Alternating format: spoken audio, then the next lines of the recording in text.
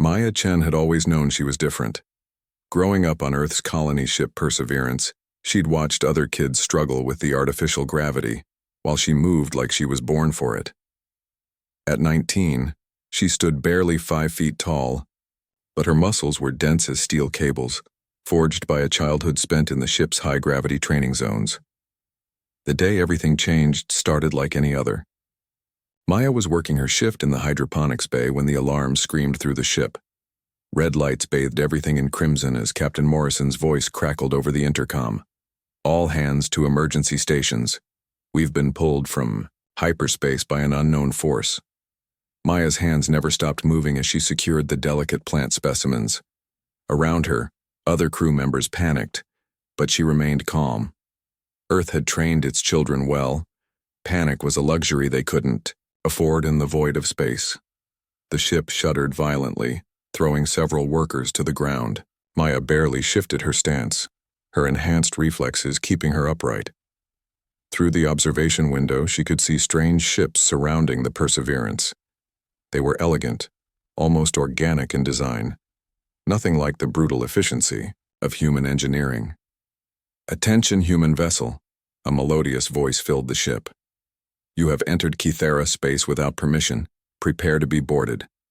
Maya had heard of the Kythera in her xenobiology classes. They were one of the most advanced species in known space, masters of biotechnology and genetic manipulation. They were also notoriously arrogant, viewing most other species as primitive children playing with dangerous toys. The boarding party arrived within minutes. Maya watched through security feeds as tall, graceful beings flowed through the corridors, like liquid silk. Their skin shimmered with bioluminescent patterns, and their movements were so fluid they barely seemed to touch the ground. The crew offered no resistance. What could they do against beings who could manipulate gravity itself? When the Kythera reached the hydroponics bay, Maya stood her ground while her co-workers cowered behind the growing tanks. The lead Kythera, distinguished by the golden patterns dancing across his skin, studied the humans with obvious disdain. "Primitives," he said, his voice carrying harmonics that made the air itself vibrate, "playing with dirt and water like cave dwellers." His gaze fell on Maya, and something flickered in his large dark eyes. "This one is different. She carries the markers." Before Maya could ask what he meant, the Kythera gestured, and she felt herself lifted by an invisible force. Not painful, but absolutely inescapable. Around her, the other crew members were similarly captured, though they struggled uselessly against their bonds. "What markers?" Maya demanded, surprising the Kythera with her composure. "What do you want with us?" The golden-patterned being tilted, his head studying her with renewed interest. "You don't know, do you, little Deathworlder? Your species carries genetic echoes of the architects, the ancient ones who seeded the galaxy with life. Most of you have only traces, but you—" He moved closer, close enough that Maya could smell the ozone scent that clung to him. "You have enough active sequences to be useful." "Useful for what?" A smile played across the alien's features, but it held no warmth. "The Crimson Reaches, child. The dead zone where even we fear to tread. There are things there that need to be dealt with, but they require someone with the old resistances, someone expendable." Maya's blood ran cold, but she kept her voice steady. "And if I refuse?" The Kythera's smile widened, showing teeth like polished pearls. "Then your ship and everyone on it becomes a monument to human stubbornness, floating forever in the void." The choice wasn't really a choice at all. Maya looked at her crewmates, at people she'd grown up with, shared meals with, laughed with. They were looking at her with a mixture of fear and desperate hope. Captain Morrison caught her eye and gave an almost imperceptible nod. He understood the mathematics of survival, as well as she did. "I'll go," Maya said quietly. The Kythera clapped, his hands in mock delight. "Excellent.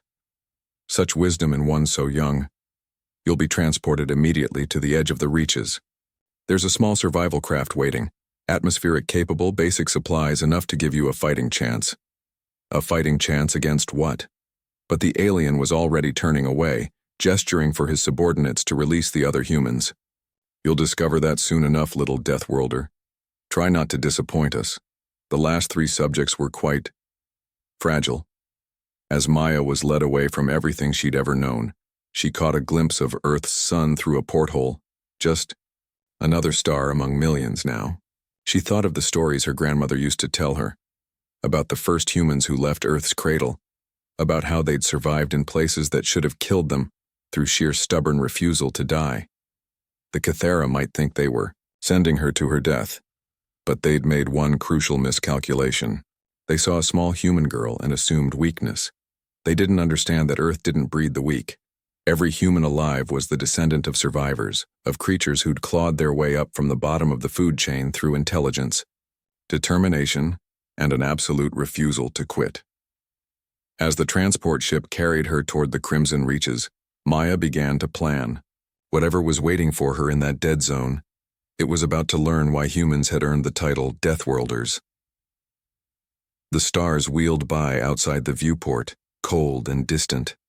But Maya didn't feel cold. She felt the familiar fire that had burned in human hearts since their ancestors first looked up at those same stars and decided to reach for them. Whatever came next, she would survive. And if she was very lucky, she might even find a way to make the Cathera regret their choice of sacrificial lamb.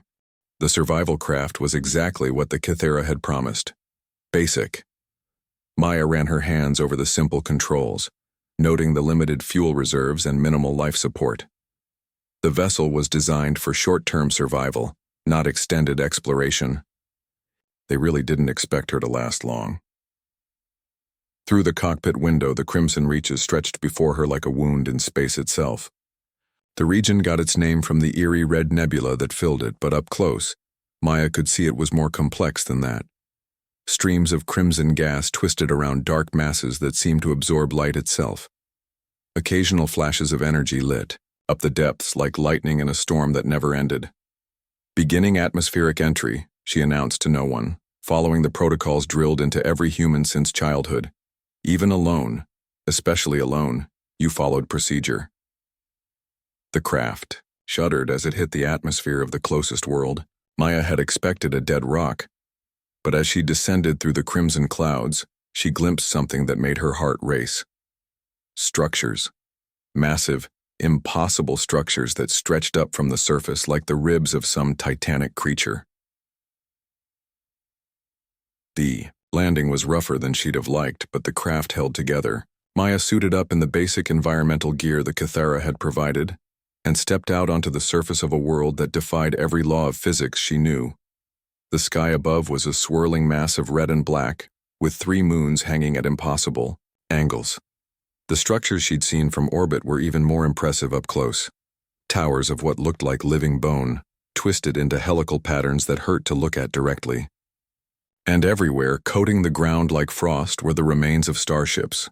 Not just human ships, Maya realized as she picked her way through the wreckage.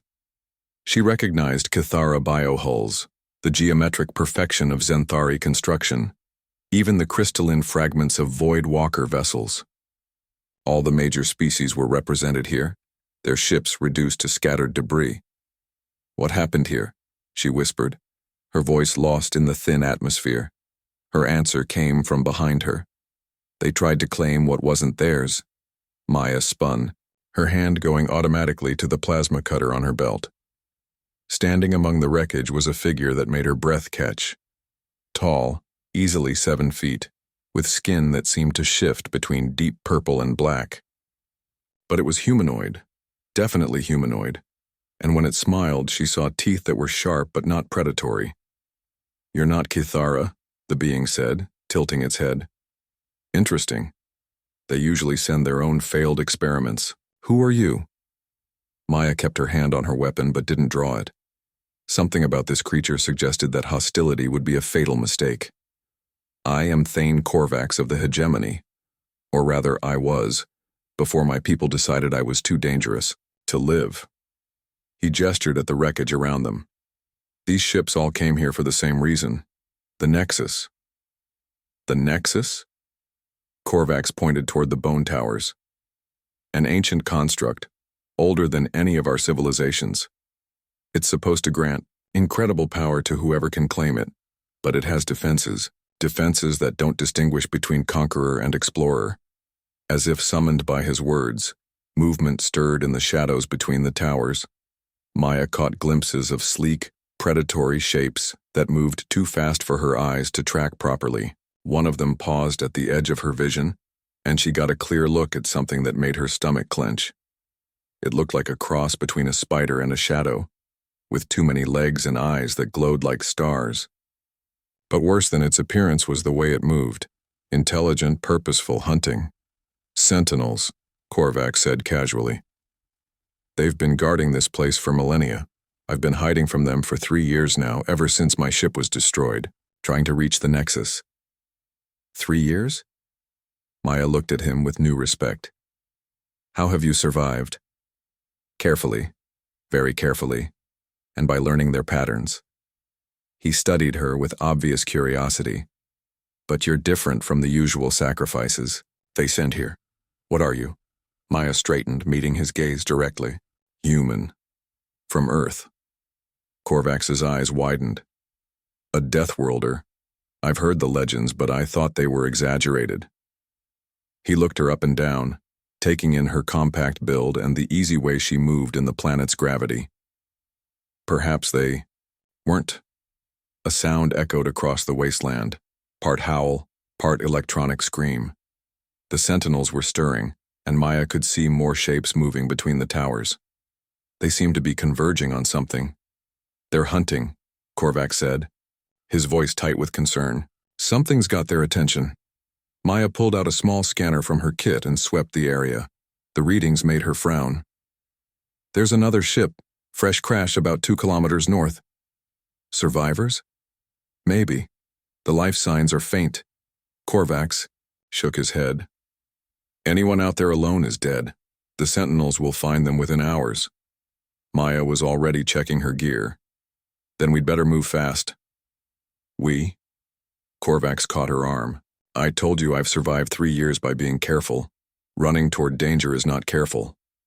Maya met his eyes, and Korvac saw something there that made him step back.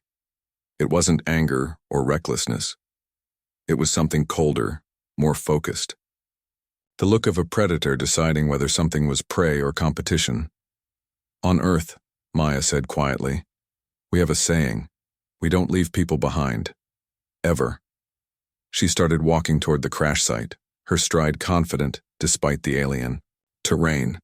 Behind her, Korvac stood frozen for a moment, watching this small human female march toward certain death with the casual confidence of someone going to the corner store.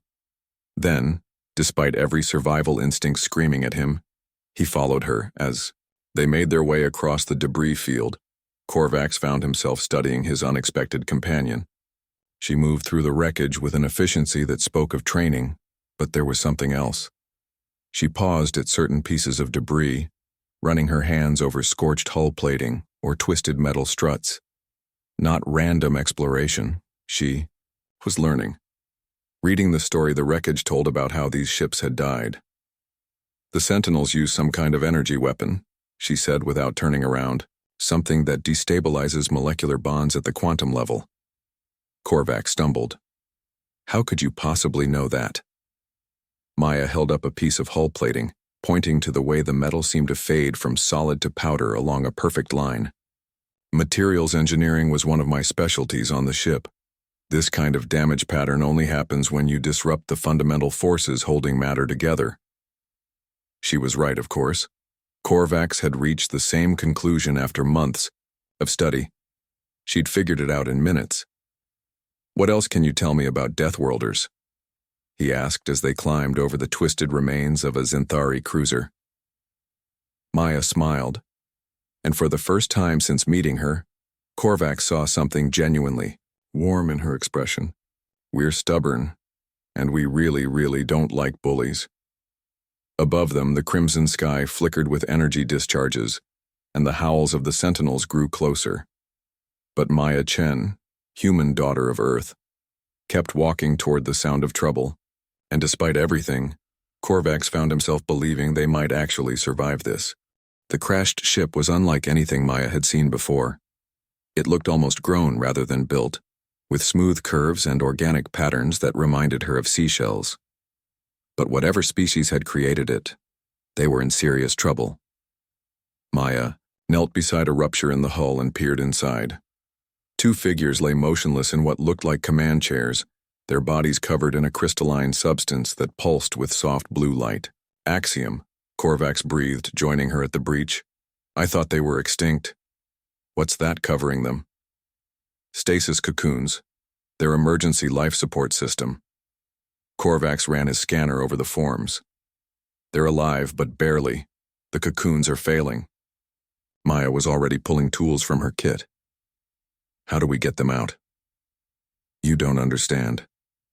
The Axiom were the first species to challenge the hegemony's expansion. We wiped out their homeworld over a century ago. Korvax's voice carried old guilt. These might be the last of their kind. Then we definitely don't leave them behind. Maya began working on the cocoon seals with her plasma cutter, using the lowest setting to avoid damaging the occupants. As she worked, she noticed something odd about the ship's construction. The metal wasn't fused or welded. It seemed to have grown together, like living tissue healing. Their ships are biomechanical, Korvax explained, watching her examine the hull. The Axiom were master biotechnicians before we destroyed their civilization. This vessel is probably older than both of us combined, running on autonomous systems.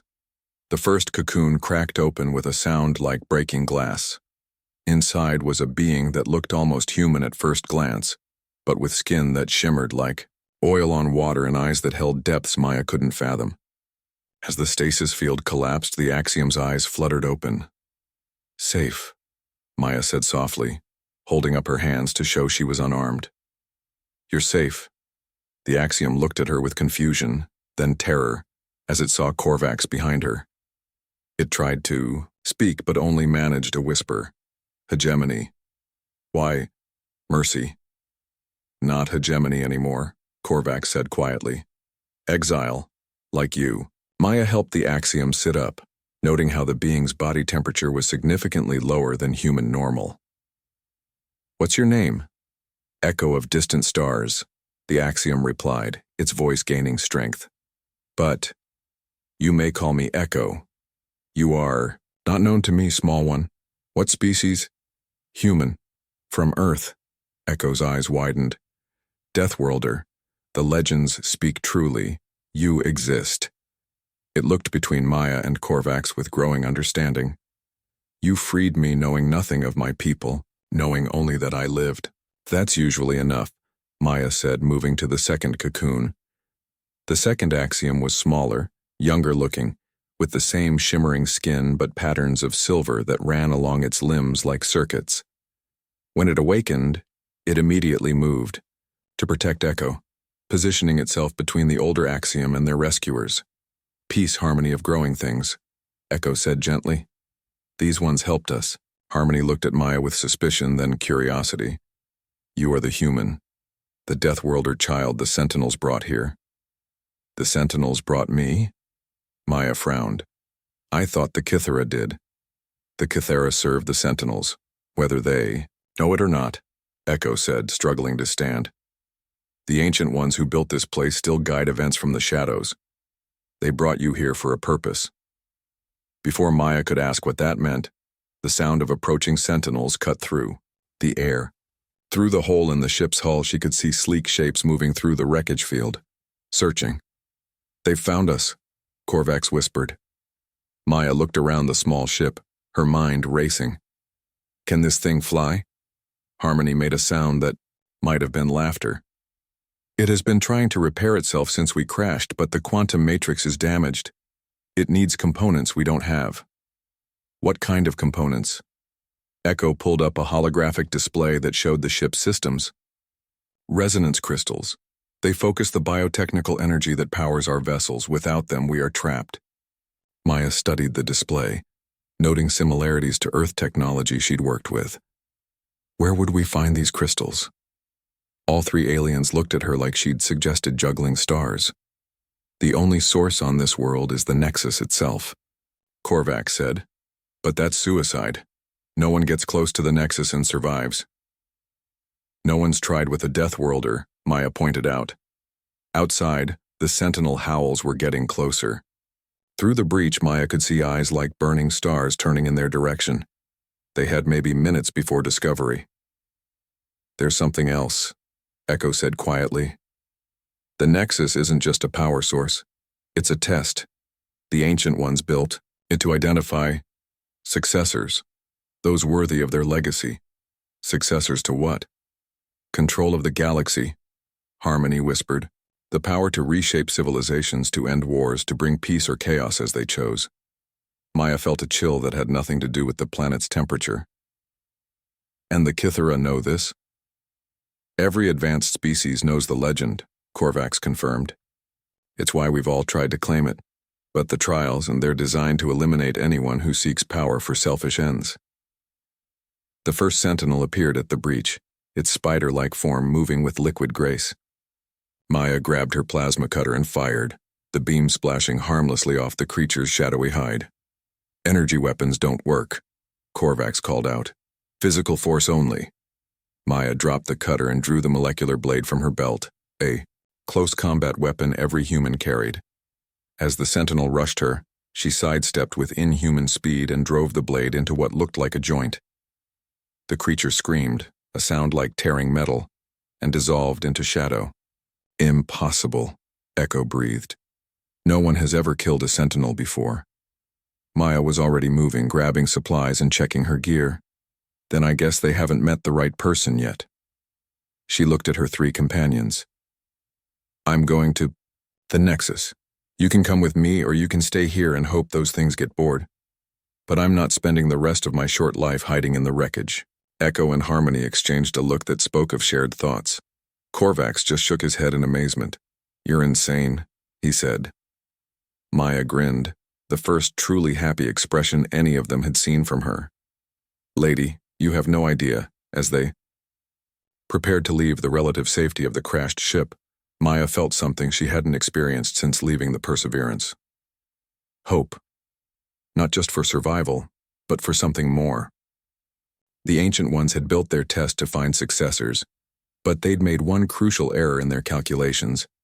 They'd never tested a human before, and humans, as Maya's grandmother used to say, were very good at breaking things that weren't supposed to be broken. The journey to the Nexus was unlike anything Maya had imagined. As they moved through the bone-white structures, the very air seemed to thicken around them. Reality became fluid, bending and shifting in ways that made her companions stumble and gasp, but Maya walked steadily forward, her human-trained mind simply accepting the impossible and adapting to it. "How are you doing that?" Harmony asked, watching in amazement as Maya navigated through a section where gravity flowed sideways like water. "Doing what?" "The dimensional distortions. They're designed to disorient anyone who doesn't belong here. But you're walking through them like they don't exist." Maya shrugged. "My brain's telling me which way is down. I'm choosing not to listen." It was more than that, though, and she was beginning to understand. The trials weren't just testing power or intelligence, they were testing adaptability. The ability to function when all your assumptions about reality were stripped away.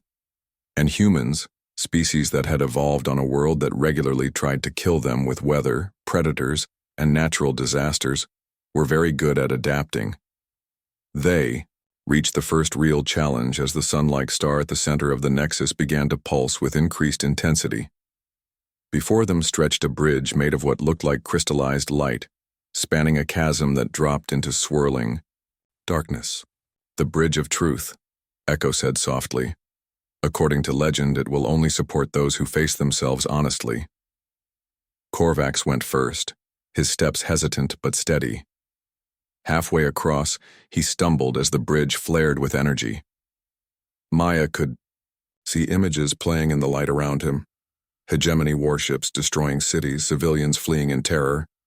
Korvax himself giving orders from a command deck. "I was a monster," he said, his voice carrying across the chasm. "I told myself it was duty, honor, the greater good. But I was just a monster who found excuses." The bridge solidified under his feet, and he made it to the other side. Echo and Harmony went together, their shared consciousness making the crossing easier.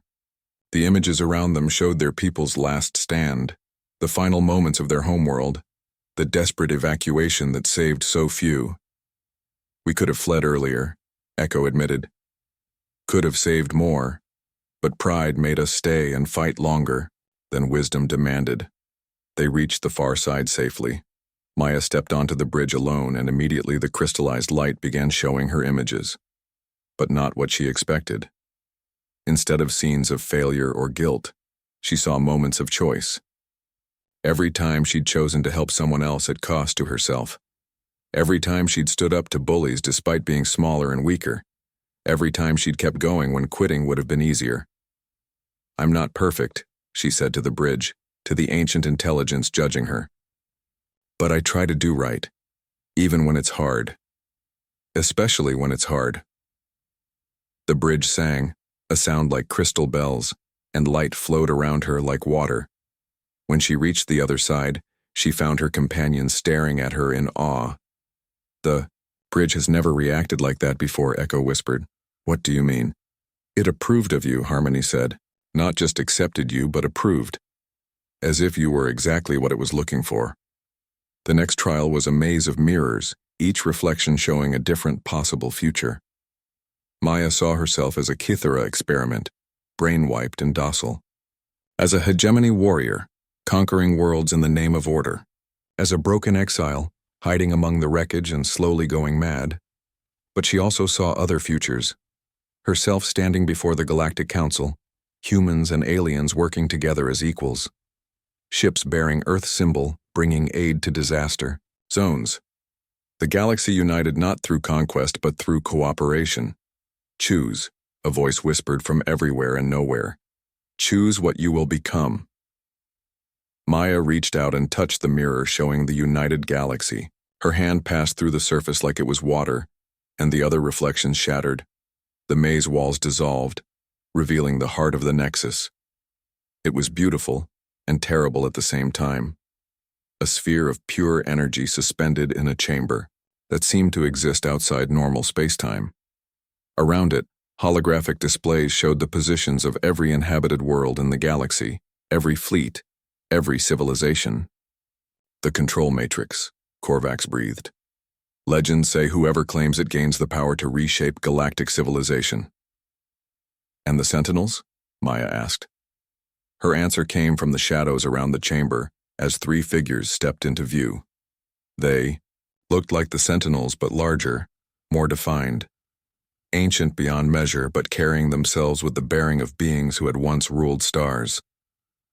"We are the architects," the center figure spoke, its voice like the sound of solar wind. "We built this place as a test, seeking one worthy to inherit our legacy." "Many have tried," the second figure added. "The Kithara seek genetic perfection.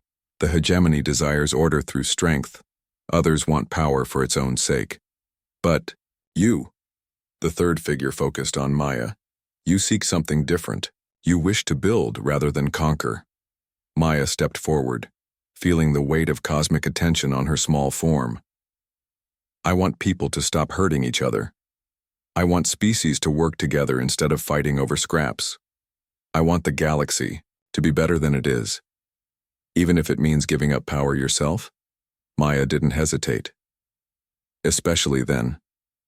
The architects exchanged looks, or what passed for looks among beings of pure energy. "We spent eons building weapons to defend against the darkness between galaxies. But we forgot that the greatest threats come from within. Greed, hatred, the desire to dominate others. You would not rule but guide," the first architect said. "Not command but inspire." "That's what leaders are supposed to do," Maya replied. "Serve the people they lead, not the other way around." The control matrix pulsed, and suddenly Maya could feel it. The weight of every decision that had shaped galactic history. The wars, the peace treaties, the choices that had saved worlds, or doomed them. It was overwhelming, but she didn't flinch away from it. "You understand?" the second architect said with something like satisfaction. "The true burden of power is not having it, but choosing not to use it when you should not. We offer you a choice, young Deathworlder," the third architect continued. "Take the Matrix and gain the power to reshape the galaxy as you see fit, or reject it and return to your small life among the stars. Maya looked at her companions, Korvax, who had found redemption in exile, Echo and Harmony, last survivors of a genocide, and beyond them, everyone else in the galaxy who just wanted to live their lives in peace. "I'll take it," she said quietly, "but not alone. No one person should have that much power. We do this together or not at all." The architects stared at her for a long moment. Then the first one began to laugh, a sound like solar flares dancing across space. "Perfect," it said. "Absolutely perfect. The test was not whether you would take power, but whether you would know how to limit it." The control matrix descended, settling around Maya's shoulders like a crown of stars. But instead of granting her absolute authority, it connected her to a network. Every leader, every voice of wisdom across the galaxy, creating a web of cooperation rather than a hierarchy of domination. "Welcome, Queen of the United Reaches," the architect said. "May your reign be both long and unnecessary." As power flowed through her, Maya smiled. The Kythera had tried to sacrifice her, thinking her weak and expendable. Instead, they'd given the galaxy exactly what it needed. Someone who understood that true strength came not from standing above others but from lifting them up. Word of Maya's ascension spread across the galaxy like wildfire, but not in the way she expected. Rather than fear or immediate submission, the reaction was curiosity. A human had claimed the Nexus, a species most galactic powers barely acknowledged as sentient. The first to arrive were, unsurprisingly, the Kythera. Maya stood in the rebuilt chamber at the heart of the Nexus, now transformed into something resembling a diplomatic meeting space. The bone-white walls had been replaced with transparent barriers that showed the swirling beauty of the crimson reaches, and the oppressive atmosphere had given way to something more welcoming. Korvax, Echo, and Harmony flanked her as the Kythera delegation materialized in pillars of light. The same golden-patterned leader who had condemned her to exile stood among them, his bioluminescent skin flickering with what Maya had learned to recognize as nervousness. "Impossible," he said without preamble. "The trials were designed to eliminate primitives like you." "Hello to you too," Maya replied calmly. "I take it you're surprised to see me alive." "Surprised? Child, you have shattered the fundamental order of the galaxy. The Nexus was meant for beings of genetic superiority, not barely evolved apes from some backwater Deathworld." Echo stepped forward, its voice carrying harmonics that made the air itself vibrate with authority. "The architects disagree. They found her worthy when they found your people wanting." The Kythera leader's patterns shifted to angry red. "The architects are gone, their time has passed. We are the inheritors of their technology, their wisdom, their arrogance," Maya interrupted, "but not their understanding." She activated the control matrix and suddenly the chamber filled with holographic displays, showing the current state of galactic civilization. Wars raged on dozens of worlds. Trade routes were choked by pirates and petty tyrants. Entire species lived in fear of stronger neighbors. "This is your genetic superiority at work," Maya said. "Congratulations. You've created a galaxy where might makes right and everyone else suffers." "Order requires hierarchy," the Kythera insisted. "The strong guide the weak. It has always been this way." "Has it?" Maya gestured, and the displays shifted to show historical data the architects had preserved. Before the Kythera ascendancy, before the hegemony wars, there were periods of genuine cooperation. Species working together, sharing knowledge, building something greater than the sum of their parts. "Naive idealism," another Kythera spoke up. "Such cooperation is impossible. Species are fundamentally competitive. It is the nature of evolution itself." Maya smiled, the same smile she'd worn when facing the Sentinels. "You're right about evolution. It does favor competition. But you know what it favors even more? Cooperation. Every successful species in the galaxy is successful because its members learned to work together. The question is whether we can extend that cooperation beyond species lines." "And you think you can force such cooperation?" the leader demanded. "Force?" Maya looked genuinely puzzled. I don't plan to force anything. The Matrix gives me the power to reshape civilizations, but that's not what I'm going to use it for. The Kythera exchanged confused glances, their patterns flickering with uncertainty. Korvac smiled, beginning to understand. She's going to prove cooperation works by example. Exactly. Maya turned to the Kythera delegation. Here's my offer. The Kythera Collective withdraws from all occupied territories. In exchange, Earth provides you with something you've been seeking for millennia, true genetic diversity. Explain. Humans carry genetic markers from the architects, but we also carry something else. Adaptability sequences that let us thrive on worlds that would kill most species. Your people have spent centuries trying to perfect yourselves through genetic manipulation, but you've been working with a limited pool. We offer voluntary genetic exchange, not conquest, not experimentation, but partnership. The Kythera leader's patterns shifted through several colors before settling on a thoughtful blue. And what prevents us from simply taking what we want? You may control the Nexus, but we still command the largest fleet in the galaxy. Maya's expression didn't change, but something in her eyes made the alien step back. 2 reasons. First, the Matrix isn't just a weapon, it's a network. Every species, every world, every leader is connected now. If you attack one, you attack all. And second, she paused, letting the silence stretch. Second, the Kythera prompted, you've never fought humans before. Not really. You sent me here, expecting me to die, and instead I broke your ancient tests and claimed power you couldn't even approach. Do you really want to find out what an entire species of Deathworlders can do when we're united and angry? The threat was delivered so calmly, so matter-of-factly, that it carried more weight than any shouted declaration of war. Before the Kythera could respond, alarms began sounding throughout the chamber. Harmony rushed to a control panel, its silver, patterns flickering with alarm. Incoming ships, it announced. Massive fleet, unknown configuration. The displays shifted to show space around the Nexus, and Maya felt her blood chill. The approaching vessels were vast beyond imagination, their hulls black as the void between stars. They moved with purpose, ignoring the debris fields that had claimed so many other ships. The Devourers, Echo whispered, its voice barely audible. The ancient enemy the architects feared. As the lead ship came closer, its true size became apparent.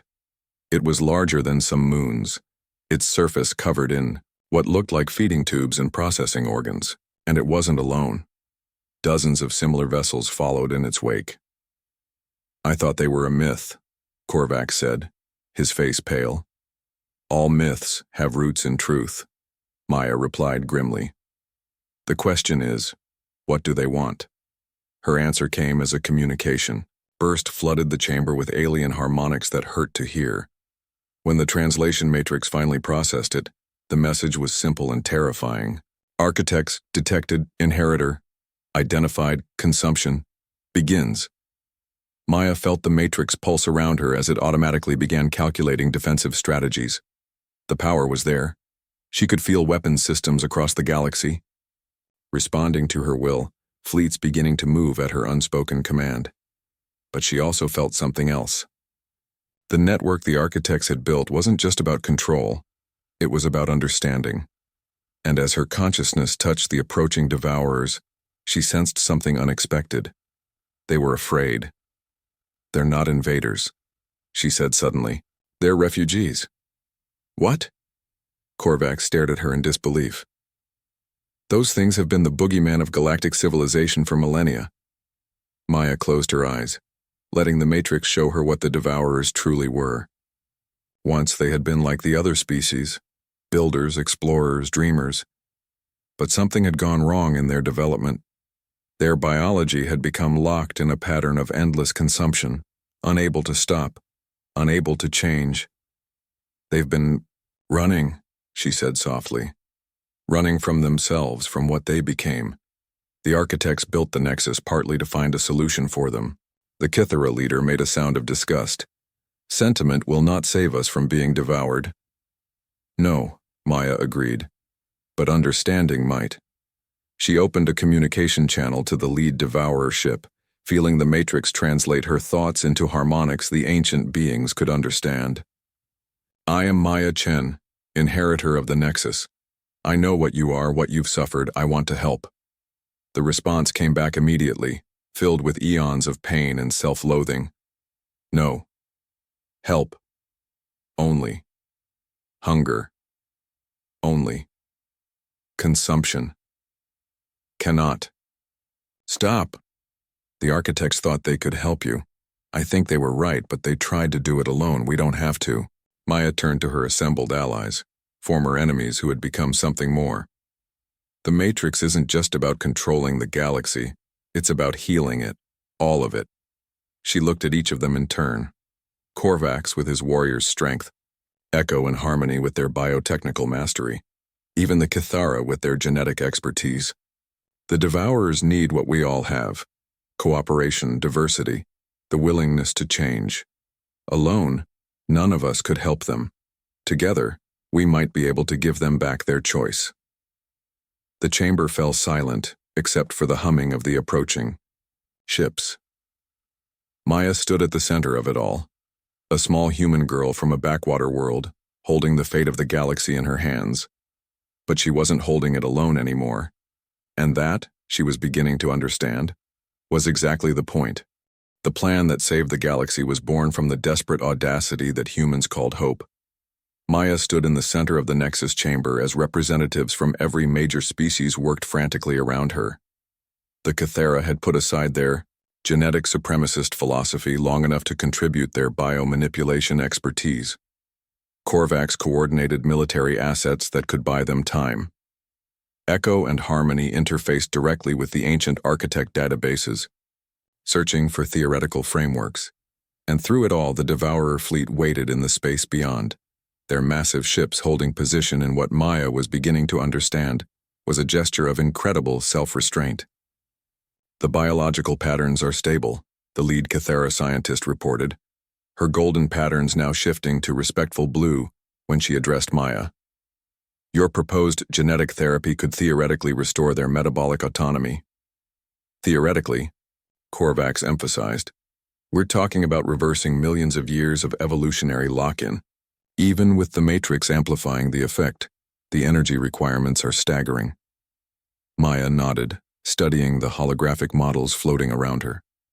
The solution was elegant in its complexity, a viral vector carrying genetic material from dozens of species designed to restore the Devourer's ability to choose what they consumed. But implementing it would require unprecedented cooperation. How long do we have?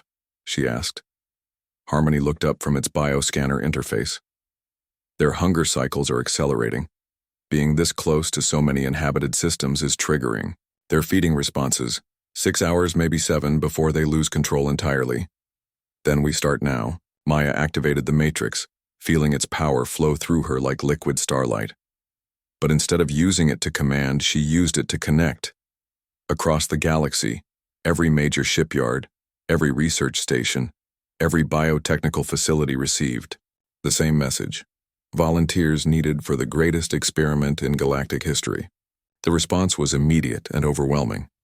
The Zenthari, masters of precision engineering, began constructing delivery systems that could function in the exotic environments around Devourer ships. The Voidwalkers contributed their understanding of quantum mechanics to ensure the genetic vectors would maintain coherence across interdimensional barriers. Even species Maya had never heard of began contributing their unique knowledge to the effort. This is impossible, one of the Cathara muttered as she watched the coordination displays. No organization could manage this level of complexity. That's because it's not being organized, Maya replied. It's being inspired. The first test came when they approached the smallest Devourer ship, a vessel barely the size of a space station, crewed by beings who had volunteered to be the test subjects. Maya personally led the team aboard, accompanied by medical specialists from a dozen species.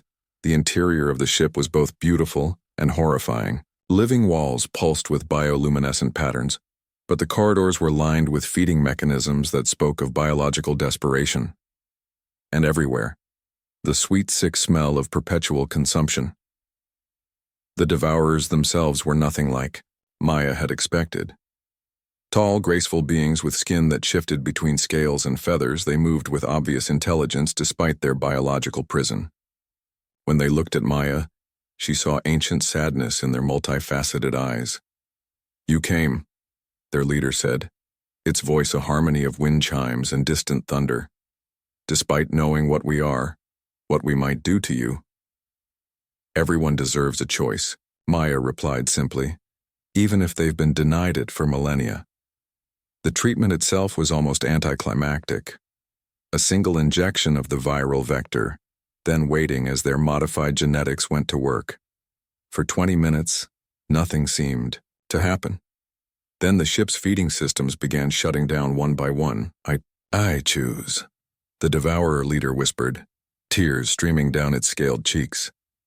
"For the first time in my existence, I choose what to consume." The success with the test ship led to a galaxy-wide mobilization, unlike anything in recorded history. Ships from every species converged on the Crimson Reaches carrying medical teams, supplies, and most importantly, hope. Maya found herself at the center of it all, not as a commander, but as a coordinator. The Matrix allowed her to see the entire operation from above. But more importantly, it let her feel the connections forming between species that had been enemies for centuries. "Look at them," Korvac said, standing beside her as they watched. Kythera biotechnicians working alongside hegemony engineers and axiom philosophers. A week ago, half these species were at war with each other. They still might be tomorrow, Maya admitted. But today, there's something better. The treatment of the full Devourer fleet took 3 days and nights of continuous work. Maya barely slept, using the Matrix to monitor every ship, every patient, every small miracle as ancient beings remembered what it meant to choose their own paths. On the third night, as the last of the Devourer ships was declared free of their biological compulsion, Maya stood on the observation deck of the Nexus and watched the most beautiful sight in galactic history. The Devourer fleet was scattering, not fleeing, choosing. Some ships headed toward empty systems where they could build new colonies. Others requested permission to visit civilized worlds, curious about cultures they had only seen as potential meals. A few asked to join the research teams, offering their unique perspective on biological adaptation to help other species facing their own evolutionary challenges. "You did it," Echo said, joining her at the observation window. "You actually did it." "We did it," Maya corrected. "All of us together. And now, the galaxy has seen what cooperation can accomplish. Will they remember?" Maya smiled, thinking of her grandmother's stories about the first humans to leave Earth. "Some will forget. There'll be new conflicts, new problems, new reasons for people to fight each other. But some will remember, and they'll teach others. And slowly, carefully, the galaxy will become what it's supposed to be, which is a place where everyone gets to choose their own path." As if summoned by her words, a communication came through the Matrix. The Galactic Council was requesting an audience with the new Queen of the United Reaches. Maya almost laughed. After everything they'd accomplished, the politicians wanted to make speeches and claim credit. "Will you go?" Harmony asked. Maya looked out at the stars, at the ships of a dozen species working together to ensure the Devourer's successful integration into galactic society, at the future spreading out before them like an infinite web of possibilities. "Eventually," she said, "but first I think we have some more impossible things to accomplish." She activated the Matrix one more time, but instead of sending commands, she sent a simple message to every inhabited world in the galaxy. "What if we tried being friends instead?" The responses that came back were immediate, overwhelming, and filled with the same desperate hope that had driven a small human girl to walk into impossible danger because someone needed help. Maya Chen, Deathworlder, daughter of Earth, smiled and began planning the next revolution. After all, changing the galaxy was just the beginning.